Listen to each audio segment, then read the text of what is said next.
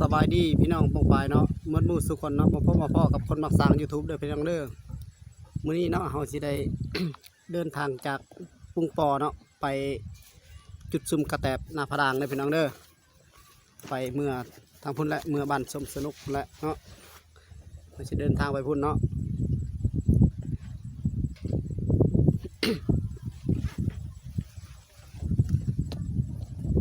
มือสมสนุกแล้วพี่น้องเนาะ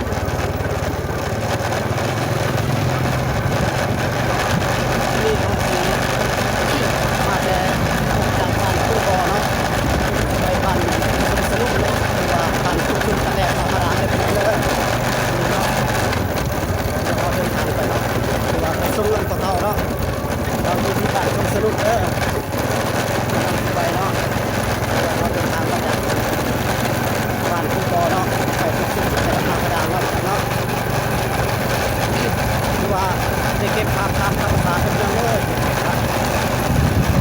ว่าเก็บภาพเนาะทำเส้นทางสายทางคือว่าปัจจุบันนี้เราจะได้เดินทางไปทางจุดสุดแบบหน้าพระรามเนี่ยพี่น้องเด้อคือว่าไปทางบ้านเนาะที่มุ่งบ้านเนี่ยเนาะหน้าบ้านเป็นลูกคนแล้วคือว่าตอนนี้มันแต่ที่ก่อนอาหารเนาะแบบทางธรรมชาติเนาะ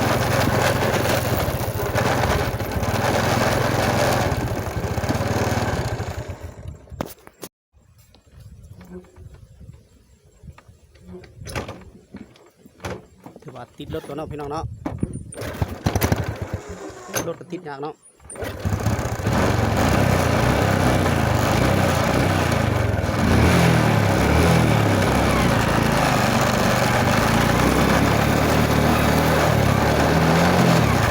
คือว่าตอนนี้เนาะกำลังเข้าทางต้นทางเนาะระหว่างทุ่งกอกับนาหารเนี่ยพี่น้องเด้อพี่น้องจะส่งเนาะไปแต่ละจุดคือว่าเส้นทางนี้เนาะแต่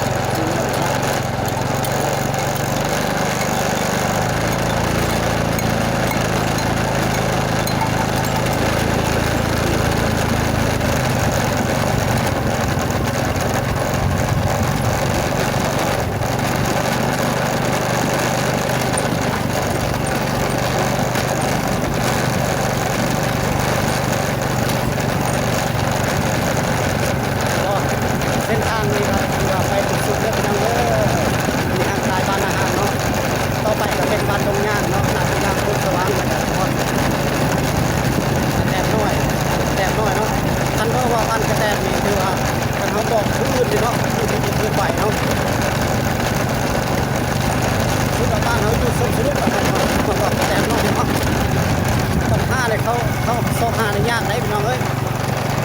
ยากเลยเนาะพวกบ้านกระแตกเนาะพอไปเบิ่งในบ้านกระแตกคนไหนสุดเลยบางคนกับคนจักคนบ้านตัวเองเนาะคนจักคนบ้านตัวเองแล้วเขาถามว่าเจ้าบ้านไหนเจ้าเอ้ยคอยอยู่บ้านกระแตกน้อยก็ใส่คู่นะก็ใส่คู่ยกตัวอย่างคือว่าก็ใส่มือใส่คู่เนาะมาพบกับพ่อทันตอนนั้นวันนี้เนาะคือว่าคนทางสวรรค์หรือว่าคนบ้านอื่นเขาใส่ว่าคนอยู่บ้านไหนเราถามนะไม่คอยอยู่บ้านกระแตกน้อยเลยท่านมึงมีเวลาไปยามคุณในเด้อเสียเด้อเอาสันได้แต่คนไหนอยากบ้านกระแตกน้อยก็ไงล่ะไปรถไปเพิ่มปูนย้อยเราเบียดกูเลี้ยงดอกเชียวเอ้ยก็สั่นเลยวัดมูอยากไปนะเนาะลูกเราอยากไปห้าขยากเลยขยากเนาะอะไรก็แต่หน่อยเลยนี่จะไปต่อ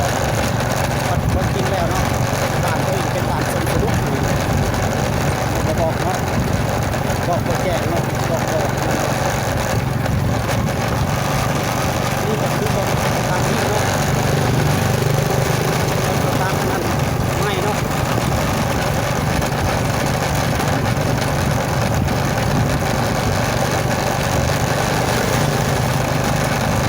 ทางไม่เนาะทางไม่ขึ้นมาทางโน้นเริ่ม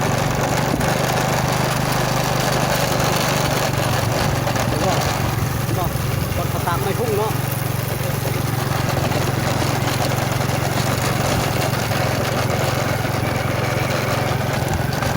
เส้นทางเนาะมาแต่ชุดแรกหน้าพระดาเนาะพี่น้องเนาะ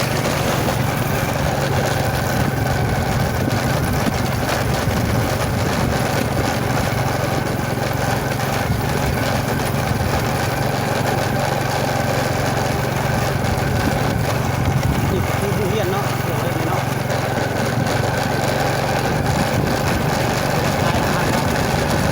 คือว่าเรียนกายดีเนาะระวังเรียนตรงย่างครับตรงปอนะครับเนาะตรง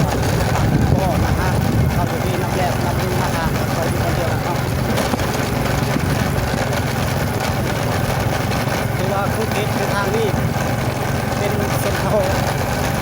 ทางดินบานเนาะเป็นเส้นเขาเราเพิ่งครับเส้นเขาไทยเนาะคือว่าเขาไม่รู้เนาะ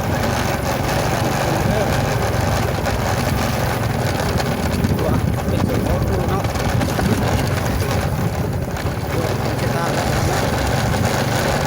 คือว่าพี่น้องเนาะอยากต้นอยากส้มซองลูกเนาะเทียนไปเลยครับพี่น้องเด้อคือว่าโดยที่ตรงคลิปนี้คือว่าตรงเขาในเฟซบุ๊กคือว่าไลน์เนาะพี่น้องเนาะเขาในซองยูทูบเนาะคนรักสร้างยูทูบเนาะสอนเนาะคนรักสร้างยูทูบเนาะพี่น้องเด้อคนรักสร้างยูทูบขึ้นเข้าไปก็ได้เทียนเข้าไปก็ได้เด้อเข้าในซองเขาในยูทูบแล้วเทียนว่าคนรักสร้างยูทูบเนาะแชนแนลเนาะเขาสอนอะไรสุดอะไรคนแนวเนาะ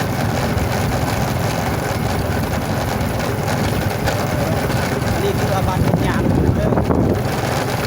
บ้านทุกอย่างเนาะบ้านทุกอย่างเนาะบ้านทุกอย่างเด้อเขาไม่สีเดินทางมาแต่ต่อไปสุดๆเนี่ยว่าบ้าน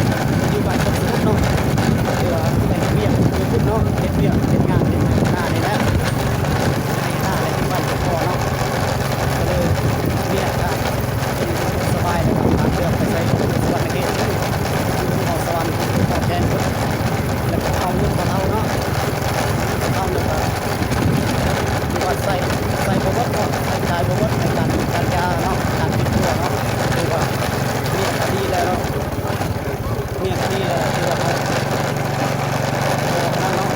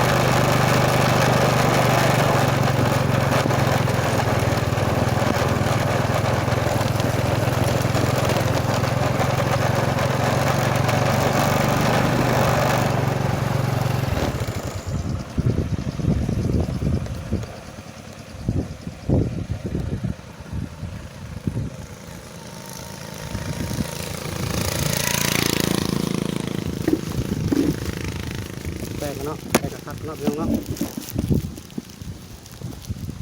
แต่ข้างในก็เนาะเปิดแต่ก็อันนี้เป็นกระฮอดอันโรงงานเจริญสมบัติเนาะโรงงานนั้นเตาถ่านเนาะเตาถ่านนี่พี่น้องเด้อแล้วก็โรงงานเตาถ่านเนาะ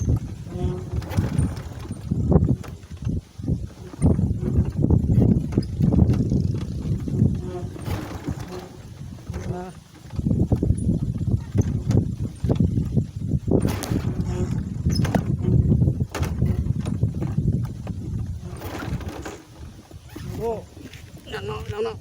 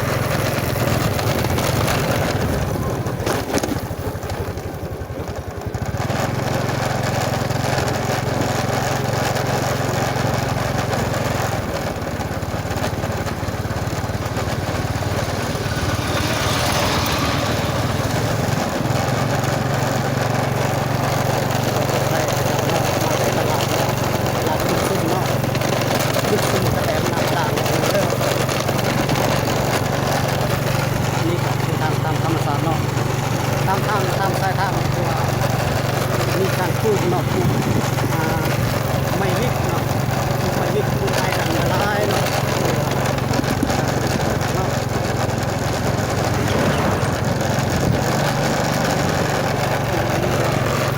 คือว่าแต่เก้าเนี่ยแค่นี้เป็นดงเนาะเป็นป่าเป็นดงเนาะเดี๋ยวนี้มันจะเป็นบ้านคนมดเนาะเพราะว่าเพื่อนเขาจะตั้งขยายไปเนาะตรงย่างขยายไปหาหน้าที่ล่างรถสว่างเนาะขยายไปล่างเนาะคือว่าบ้านเขาตั้งเรื่องตั้งคิดกันเลยทางที่กันเลยเนาะบ้านเนาะเป็นบ้านใหญ่บ้านต่อไปมันจะเป็นบ้านติดต่อกันนั่นเลยต่อกันเลยเนาะ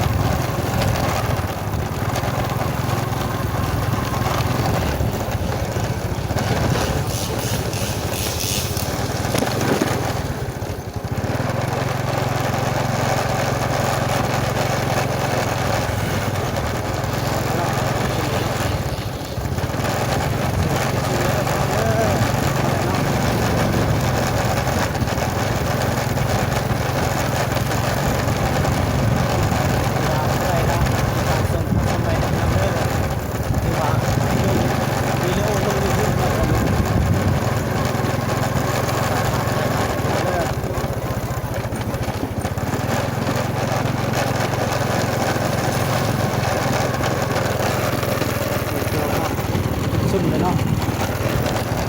ทางเนาะ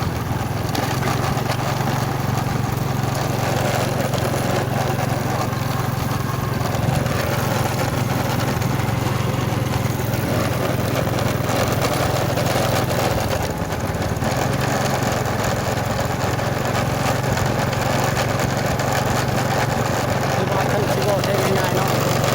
ที่เมืองวิลาบุรีนี่ครับเมืองสุโขทัยแตกต่างกันเนาะเลิกต่างกันนิดนึงเนาะแตกต่างกันก่อนเลยเนาะเพราะว่าอยู่ในตัวเมืองเลยเนาะอยู่วิลาบุรีอยู่ในตัวเมืองเลยแต่เฮือนใหญ่เฮือนยังแต่ว่าอยู่ในลาวเลยธรรมดาเลยนอกจากที่เรื่องของขนาดของมันได้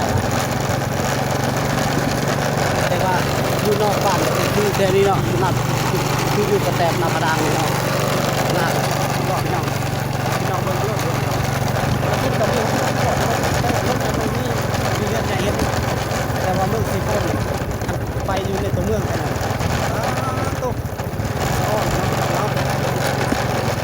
เพื่อนนี่ซ้ำสั่งเนาะปัดเข้าไปแถวบ้านนอกเพื่อนนี่นะต้นกระซ้ำเมืองเขาเป็ดคือภาคไทยแต่จะมีแตกต่างกันเนาะแต่ว่าอยู่ในเมืองวิลาบุรีท่านว่าไปแถวบ้านนอกบ้านนาเนี่ยเรื่องมันว่าแล้ว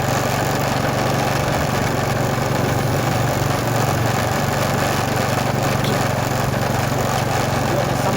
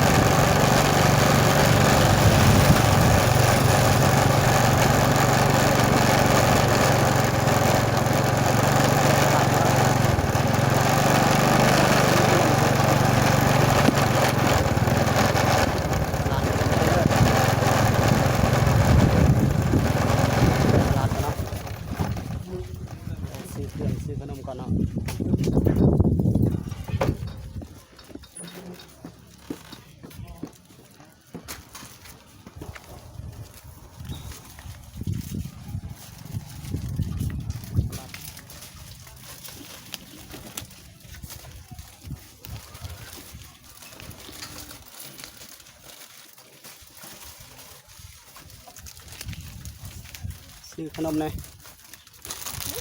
ซื้อขนมหน่อย เพี้ยนเหรอ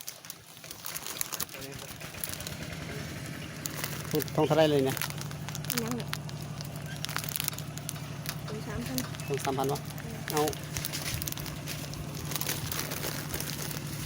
2 ทงเด้อคือว่าเอามาหอดจุดซุ่มเลยเนาะพี่น้องเนาะตอนนี้เนาะใส่ตรงนะนี่นะ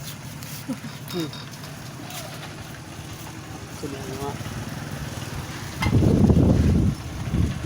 คือว่าเอาซื้อเนื้อบานเนาะ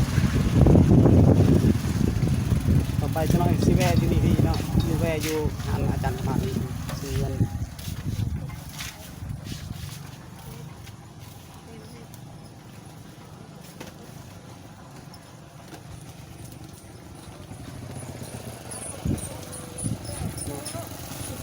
เข้าใจ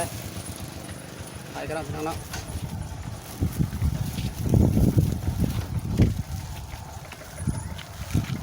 คือว่าเป็นยูทูบเบอร์ซองใหม่เลยพี่น้องเด้อซองใหม่เนาะเปิดใหม่เนาะซองคือว่าซอง YouTube คนมักสั่ง YouTube เนาะ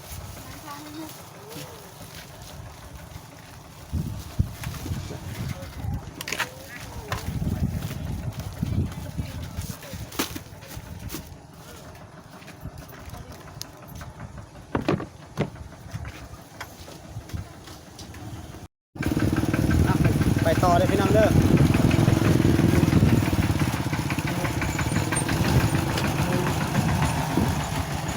ไปต่อเนาะ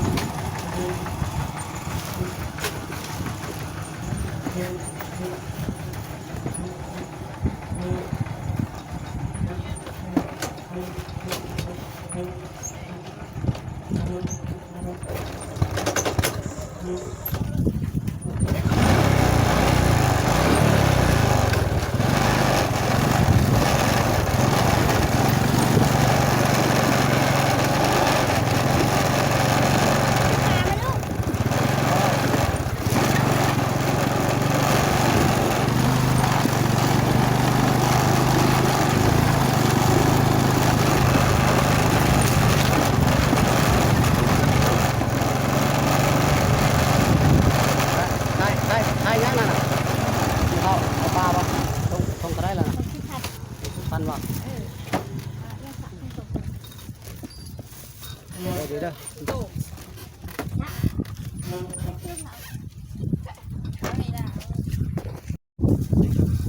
ปลาปลายังนี่ ปลาลาบยาย ปลาลาวพันนะ เอาก็ทุกคนนี่โดนมา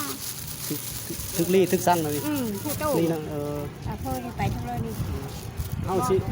เมื่อบ้านเมื่อสมสรุปคุณเมื่อเขาอยู่บ้านนี่ดิ อยู่บ้านนี่ ทง10,000เนาะนี่เด้อพี่น้องเด้อทง10,000เนาะปลาเนาะ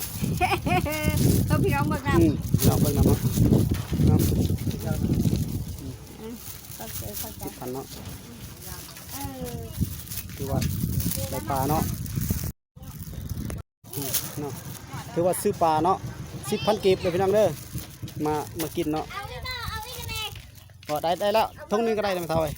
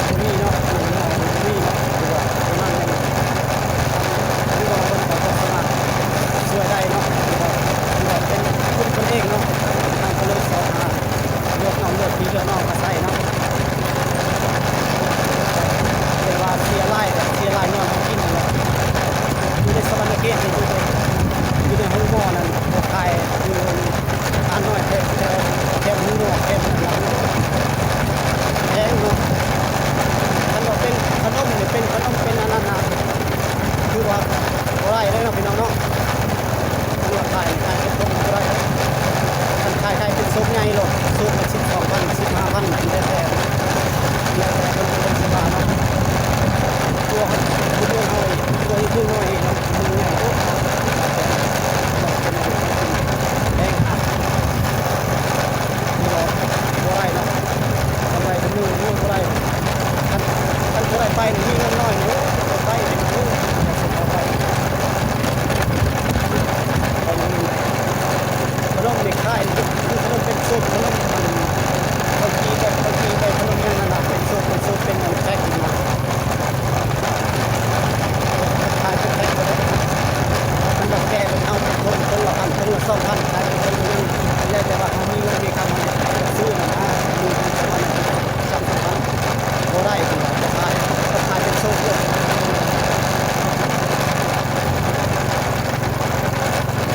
อันนั้นนมวิตามินนะเอ็กซ์ซอยวิตามินได้นะ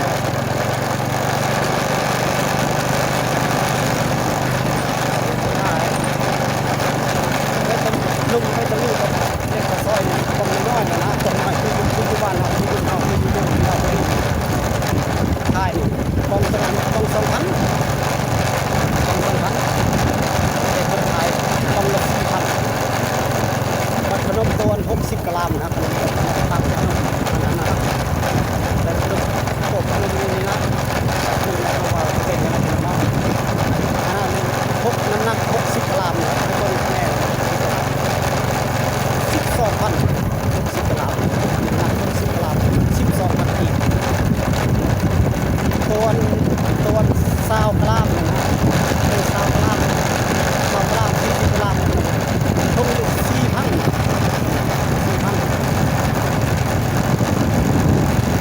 มีขายแกะมีขายอย่างนี้เนาะว่าลูกนั้นแกะได้เนาะแต่ว่าโตที่แกะได้กับขายนะคนว่าขายมันขายยากจะขายอะไรเขาก็ว่าเลยที่ขายกับขายแบบคนที่มีเงินนะง่ายนะมีเงิน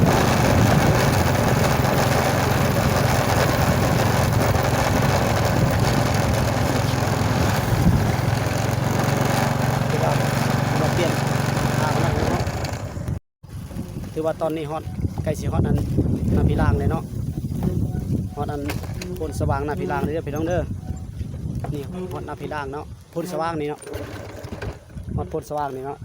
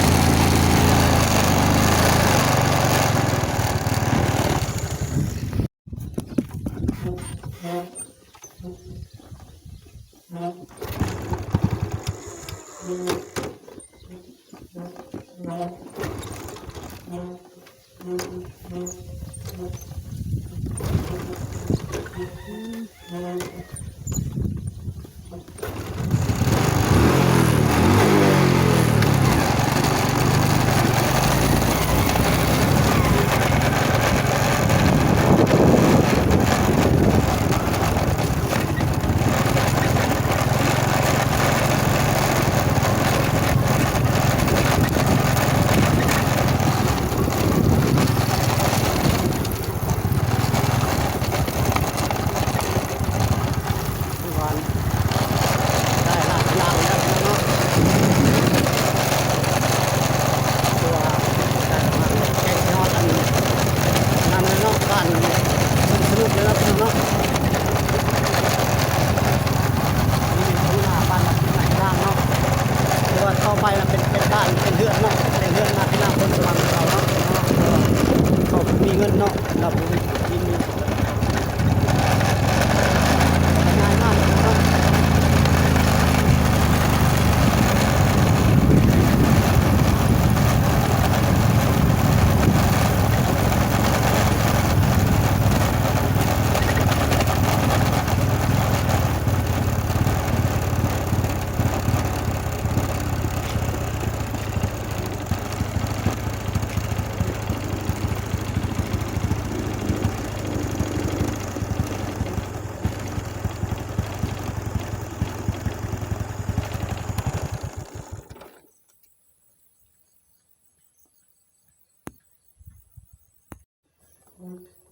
ถือว่ามาฮอดนี้เนาะพี่น้องเนาะพอดีน้ำมันลดหมดเนาะ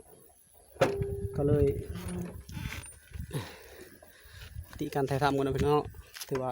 น้ำมันลดหมดเนาะระวัง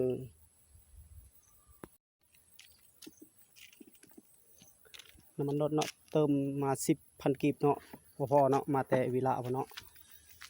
มาแต่บันเวียงเนาะบ่ฮอดอันบ้านสมสนุกเลยพี่น้องเด้อนี่รถคันนี้เนาะบ่ฮอดเนาะ